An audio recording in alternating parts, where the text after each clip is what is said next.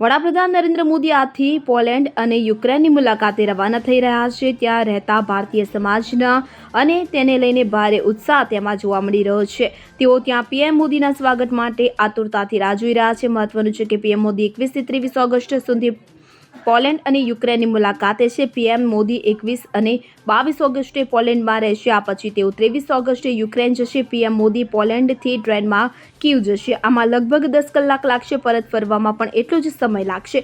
45 વર્ષમાં પ્રથમ વખત કોઈ ભારતીય વડાપ્રધાન પોલેન્ડની મુલાકાત લેશે। વડાપ્રધાન મોદીની આ વખતે યુક્રેનની મુલાકાત ખાસ છે કારણ કે પીએમ મોદીએ તાજેતરમાં જ રશિયાની મુલાકાત લીધી હતી, જેના પર અમેરિકા સહિત સમગ્ર યુરોપે નારાજગી વ્યક્ત કરી હતી। વડાપ્રધાન નરેન્દ્ર મોદી યુક્રેનના ધ્વજ દિવસ નિમિત્તે યુક્રેનની મુલાકાતે જવાના છે। ભારત અને યુક્રેન વચ્ચે ઘણા દસ્તાવેજો પર હસ્તાક્ષર પણ થઈ શકે છે। આ બધાની વચ્ચે આખી દુનિયાની નજર પીએમ મોદી પર ટકેલી છે। Bureau report CN24 news. હવે જુઓ દેશ દુનિયાની તમામ ખબરો તમારી આંગળીના ટેરવે। ઉઠાવો મોબાઈલ અને ગૂગલ પ્લે સ્ટોર પરથી ડાઉનલોડ કરો અમારી CN24 ન્યૂઝ મોબાઈલ એપ।